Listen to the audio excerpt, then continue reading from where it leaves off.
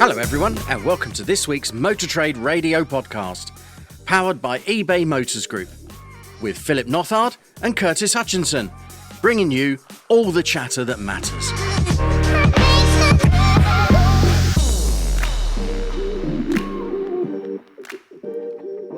Well, I don't know about you, Curtis. I know you're having a bit of an IT challenge this week. It's when you start to realise how reliant you are on things like Wi-Fi and internet connection and things like that, doesn't it? When it doesn't work.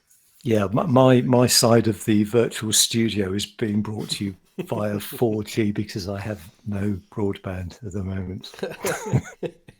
It's a long story, but the wire coming into the house is now effectively two wires. Yeah, exactly. Yes, that would cause a bit of an issue.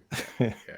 Shows how we're testing your 4G, your 3G network around your area now, I suspect, more than anything else. But well, you'll be pleased though. It's 4G and it's on 4 bars at the moment. So let's hope it holds goes to the end of the show. We'll move through. Well, I don't know about you. I mean, this week I've been feeling more like a city investor, trying to gauge the share prices of what's going on within Lookers at the minute, and people are sort of saying, what shall I do, Phil? Do I sell? Do I keep? What do I do with my shares? And everything else that's going on. But we have got another update on the Lookers potential acquisition by Global Auto Holdings, and this week that the latest offer has been increased from 120 pence to 130 pence per share. And the headline is that Lookers takeover poised to go ahead after Cinch agrees to the better offer.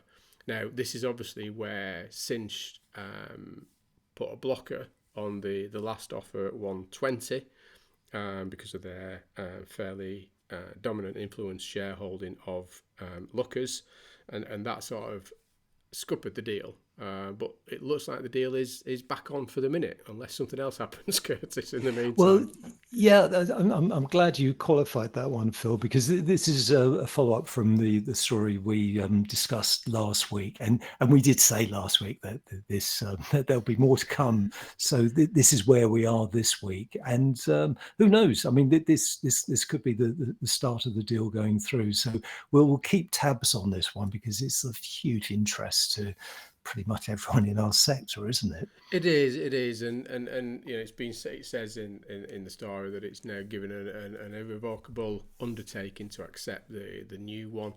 Takeover looks likely to go ahead on this basis, so unless a better offer is made, which is the key bit with this. I mean, the deal's not done till the papers are signed and it's been accepted by the CMA and everybody else involved. So it does have to obviously go to the shareholders. They have to accept it, and then it has to get approved in other areas. So it's looking more likely than it was last week. But as we record now, anything could change by the time you're listening to this podcast through your feed early on Saturday morning. So we'll keep an eye on this one and keep a close watch of what's going on and update you as and when we can on that one. Meanwhile, in this world of uncertainty, one thing is for certain, and that's the podcast we recorded with Jeremy Yeh, who from Cap HPI, talking about trade values for July. If you haven't heard it already, then do check out your podcast feed, because it was a fascinating chat with Jeremy. So lots going on in July across the different market sectors, and of course across fuel types as well. He had plenty to say about how EVs were trending. So do check out the full interview. I mean, the values were down 1.9% at 3 years 60 now. That came to a shock to some people, others not so much, because, you know, you just sort of say that's kind of normal depreciation. And obviously in that is some element of the EV. So they say, you know, Jeremy does put a little bit of context behind the headline figure and gives you sort of, as Curtis said there, a little bit of sort of context around some of the value performance by fuel type, which is key, and by age profile. So as Curtis said there, that is on your podcast feed, and we would advise having a listen to that if you haven't already done so. Motor Trade Radio podcast, powered by eBay Motors Group. Headlines this week come from Motor Trader, Motor Trade News, AM Online, Car Dealer, and The Times. And we've already talked about one acquisition. Well, we'll have another acquisition to talk about this week because Swedish dealer giant Hedin Automotive has acquired its second UK dealer group, Stephen James BMW and Mini. So we'll chat about that. Peter Vardy used car supermarkets face closure in Glasgow and Dundee. Used petrol cars shine as July's star performers despite punchy used car prices. Growing EV market presents opportunity to sell more tyre maintenance plans, says EMAC. And we'll have the latest financials from the motor trade with a full year from JCT600 and a half year from Cazoo.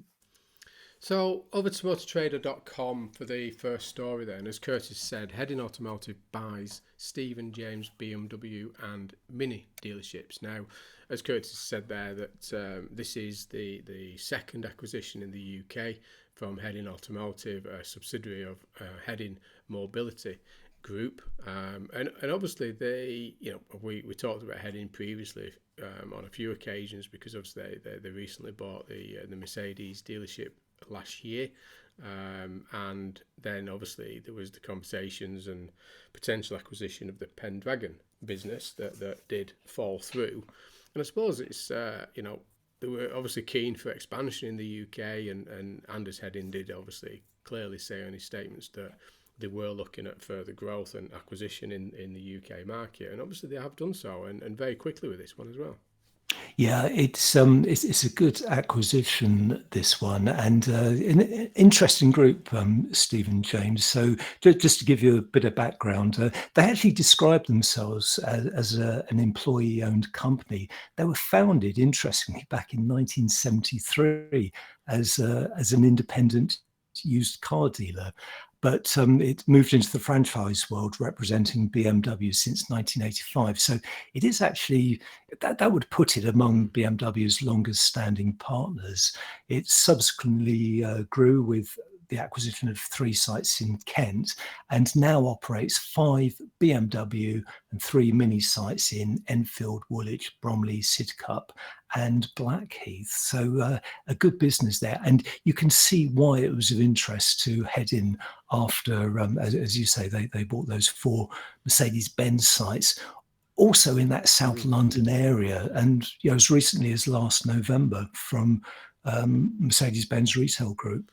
No, as you say there, I think sometimes I think some people may not know that Stephen James name, but they were a good player. I mean, rated 72 in the Motor Trader top 200 dealer groups with an annual turnover of 218.7 million in the year ending 2021, and generated 7.1 million profit from those businesses. So no mean feat with it. I mean, it's not a small business in any stretch of the imagination. That, so as you say there, it fits perfectly, as you say, across that London territory alongside the Mercedes acquisition recently from Hedin. So, as you said before the show, Curtis, when we caught up on this one, that they obviously had the money sat there, ready to go and ready to make the purchase when something became available. Yeah, and there is a kind of hint of things to come from covered in this story from Anders Hedin, the founder and CEO of Hedin Mobility Group, who says this acquisition marks another significant step in our growth strategy and strengthens our commitment to providing outstanding experiences to customers in the UK. So I think we can read from that there is more to follow. Yes, I think there certainly is, and I think whether it's Pendragon that it's always talked about at the minute, and there's obviously all the things going on with the Pinewood business within Pendragon. So yeah, there's a lot going on. I'm sure we'll get Steve on from ICDP, who might hint on a few things that he might be aware of at some point in the future, but we will keep a close eye on that one. And remaining with dealer groups and going over to Car Dealer, and this is that Peter Vardy used car supermarkets face closure as group signs MG deal. Now, this is the Peter Vardy Carsz in both Dundee and Glasgow that they've cited that these will be set to shut. The business has blamed both a shortage of supply and poor used car battery electric vehicle demand. Now, obviously, the supermarket sector, I think it was Motorpoint that cited some of the challenges recently with some of their financial updates.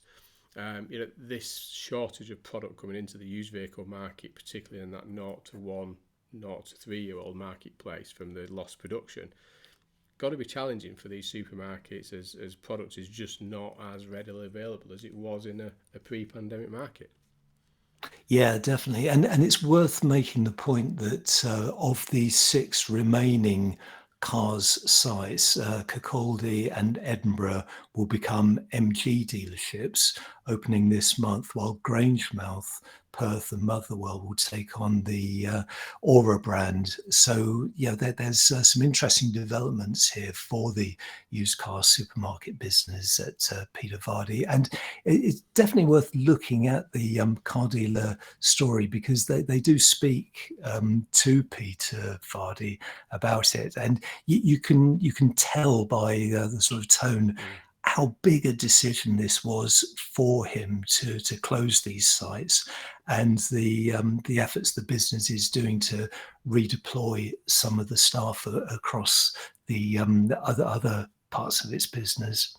Yeah, no, I mean, he does say there that while the decision to close our used car supermarkets is tough for us all, we firmly believe that the relocating resources, funds and talent to the growing divisions within the group will bolster long-term prospects for the business and its colleagues. So clearly, not as you say, an easy decision to do what they've done, but as you cite there, Curtis, this redeployment of those colleagues across the business where they're working to make sure that it is the right decision, it is about the future protection of the business, and they've got growth opportunities in other areas, MG and Aura being just 2 of them, plus the other divisions that they've got right across the business. And they've got 4 divisions. They've got luxury cars, they've got car money, cars and mobility. So they've got a very diverse profile of businesses across the Peter Vardy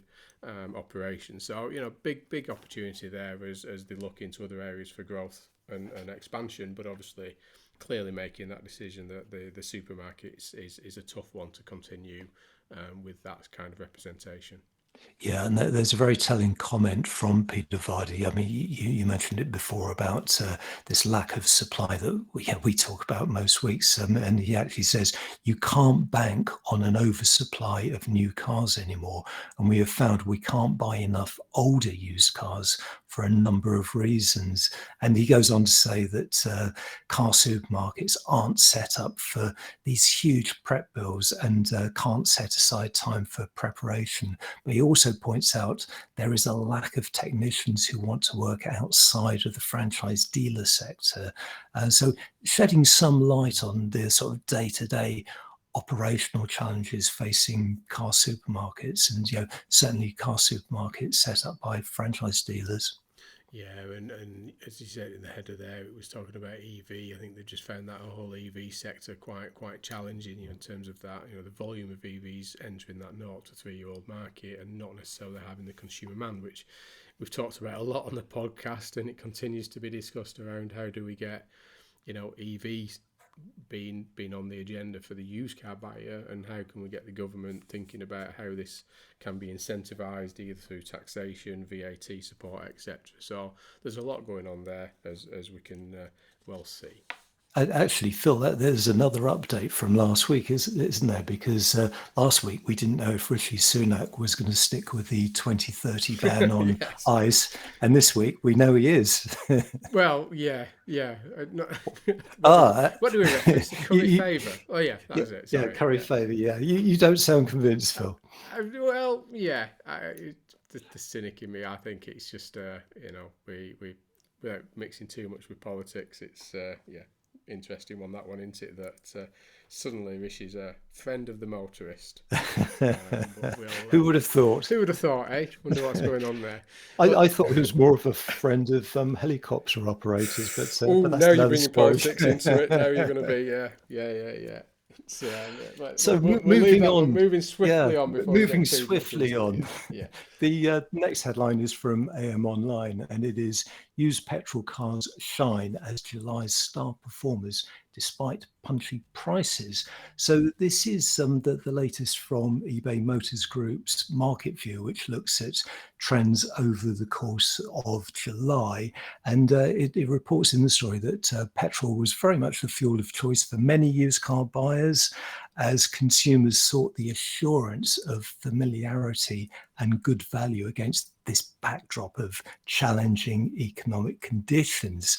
So within the market view, which looks at trends across motors.co.uk, starting with average prices, they remain stable, down just 0.6% to £18,151, and very much in line with recent monthly dips, which have seen them drop just 4% since January. But the overall strength of prices, I guess, is best illustrated by them tracking at 11% up year on year.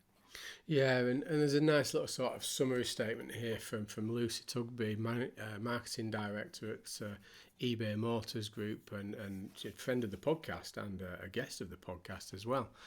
Despite some punchy pricing, used petrol cars were the star performance for dealers in the month of July.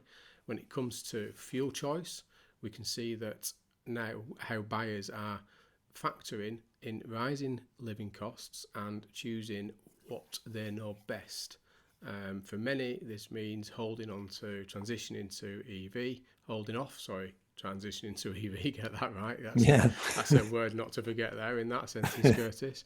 Or hybrid, and buying petrol cars, a decision made easier based on by recent pump price drops. So I think clearly it is about choice, it's about comfort of what they are used to buying, that moving into that EV, that petrol market is becoming the obvious choice as prices for petrol start to ease off there, and clearly seen in the data there by motors.co.uk. So yeah, it kind of supports some of the challenges in that used vehicle EV market, doesn't it, that consumers are going for what they know. Definitely. And in terms of stock volumes for the month, they remained consistent at 55 units, down from 56 in both June and in fact July last year, while days to sell increased month on month from 36 to 39.5 days, as seasonal trends pretty much started to kick in following the start of the school summer holidays. But as always, there's a lot more detail in the market view. So we suggest going over to the website and taking a deeper dive into some of the data by fuel type, by age profile, and etc., and by model, by sales type. Have a look at that in a lot more detail, and I'm sure it'll be valuable to you.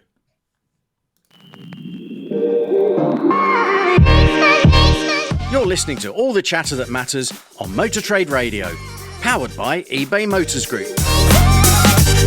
This is your weekly one-stop shop for all the biggest car retailing headlines from across the media, available on demand wherever you are on your podcast feed.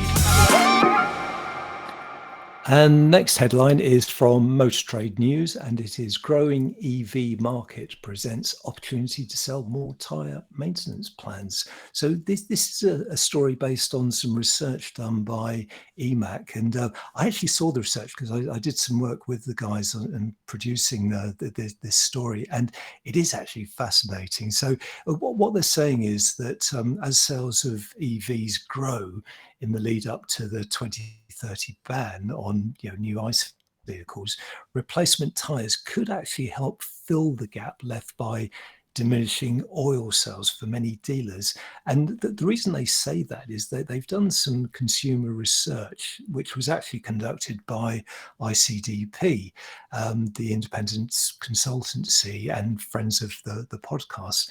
And this research, these focus groups, identified high levels of interest among EV buyers for bespoke after-sales packages covering the replacement of tyres due to the faster wear because of the additional weight.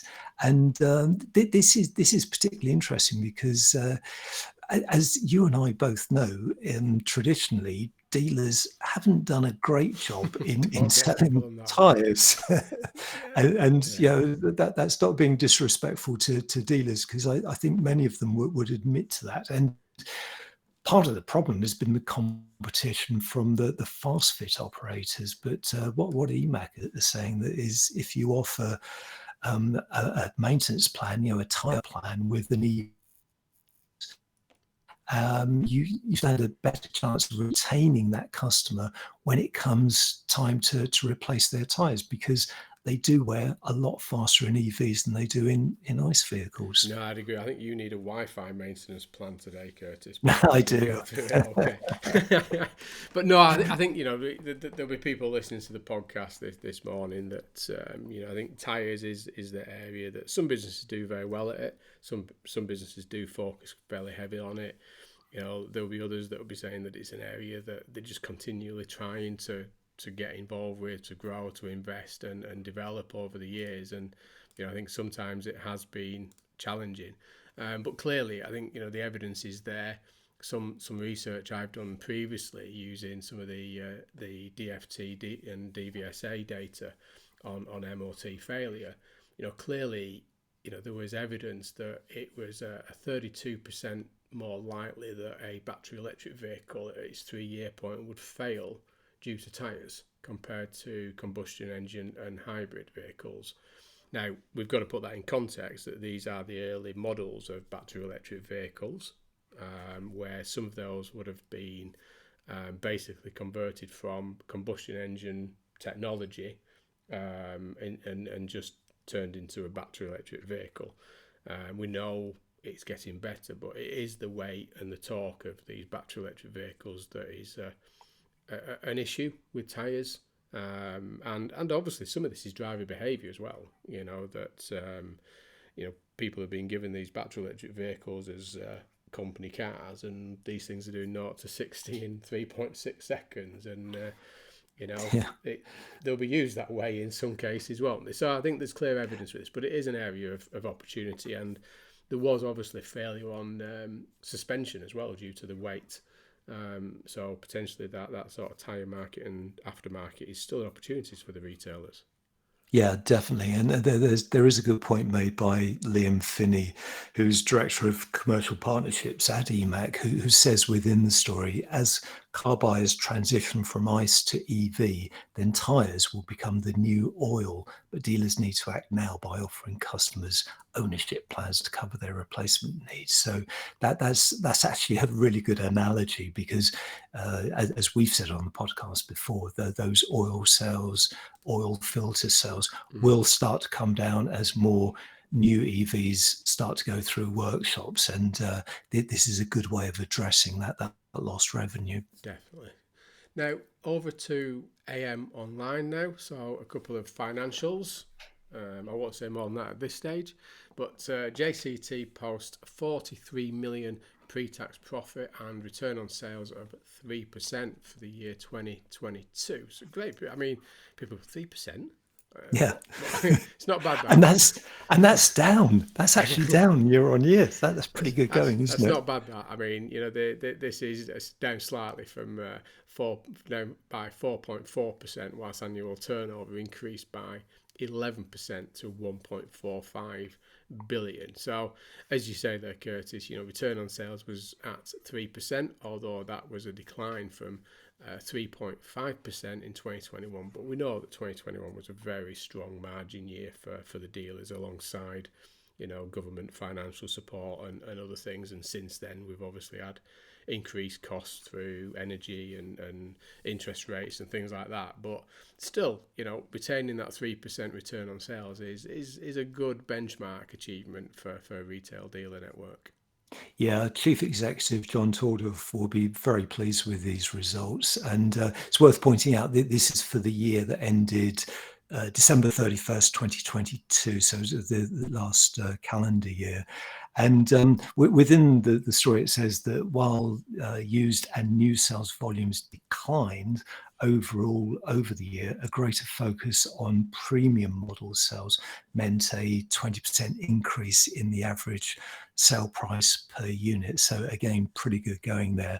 And it's worth just adding that part of this period would have included JCT withdrawing from the Stellantis brands that it represented, because it announced last October that it was closing its Vauxhall, Peugeot and Citroën sites in Bradford.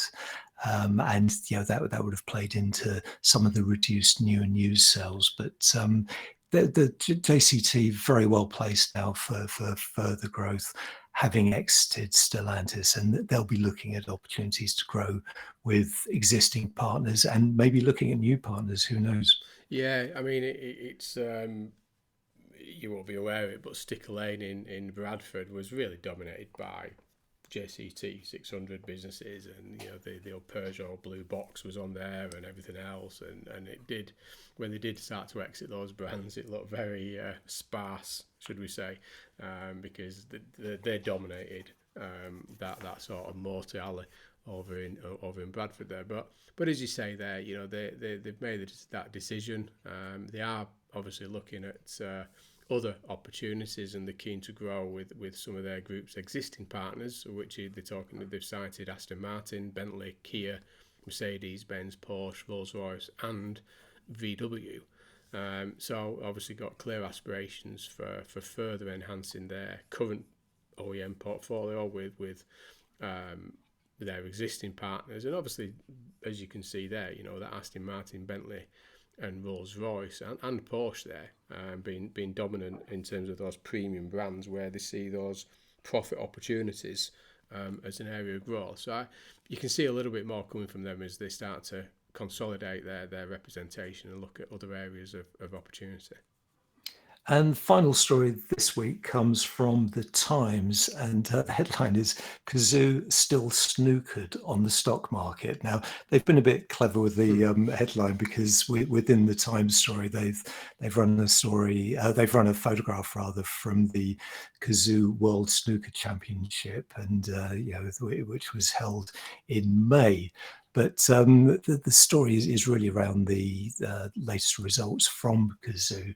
So latest earnings from the business, according to the Times story, have failed to restore investors' confidence in the online car retailer. So it says pre-tax losses at the, in fact, they're listed on the New York Stock Exchange, which saw them narrow from £207 million to 151 million in the first half of the year. So revenues fell by 28% to 419 million pounds after its withdrawal from mainland Europe and moved focus on the UK market.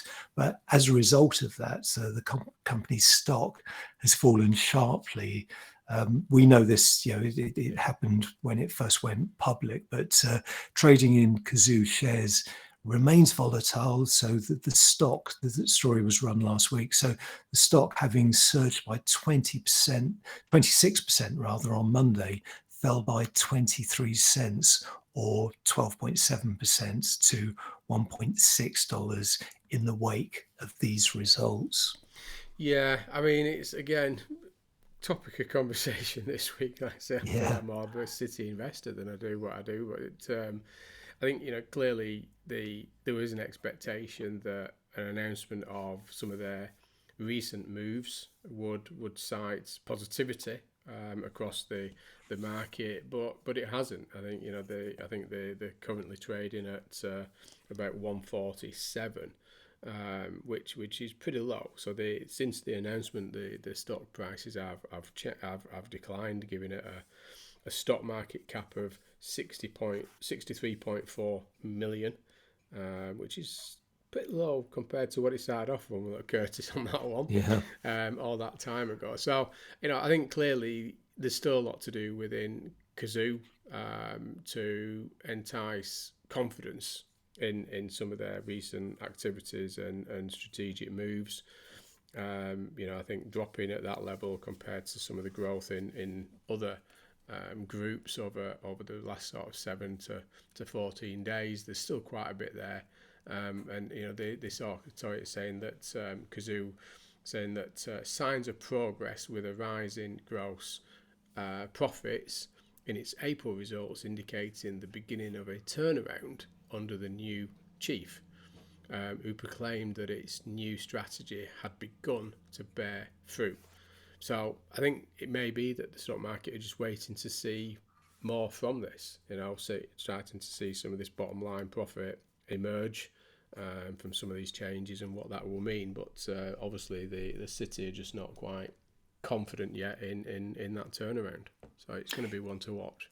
Yeah, I looked at the statement that they issued to the stock exchange, and some of this is covered in the story. So last year, Cazoo sold 28,985 vehicles, so just shy of 29,000 in the 6 months to June 30th.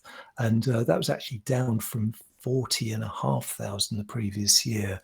But it actually reiterated that its annual forecast is for somewhere in the region of 50 to 60,000 unit sales. So, obviously investors and everyone else will be looking at that very closely, because it goes back to what we were saying earlier about this shortage of stock, and it's obviously affected a lot of operators, including in that Peter Vardy story. So, it'll be interesting to see where that stock comes from and what those figures will be. Yeah, it is. I mean, it is having we're starting to see the impact now of a reduction in supply and what's happening generally in the market, and how that starts to impact some of these pure used car operators. It's not the same for everybody. Some are performing extremely well. But very much depends on their business model. So, again, Cazoo returns to the headlines, Curtis. So I'm sure this will keep watching, and there'll be, it'll be great to see a turnaround. It'll be sad to see the business go. And there is opportunities, there's green shoots there. We just need to get the city and investors behind it and understanding that opportunity. But yeah, hopefully this week has given you some idea of some of the big news that's going on this week. Still lots happening, in addition to Curtis's Wi-Fi challenges, and hopefully his Wi-Fi will be resolved to get some of that sticky plaster out, Curtis, and get those wires stitched up together, won't you, for next week?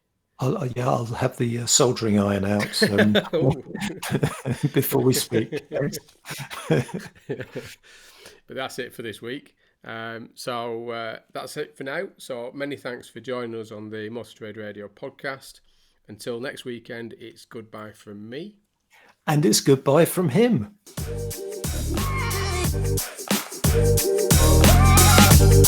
You've been listening to Motor Trade Radio podcast, powered by eBay Motors Group.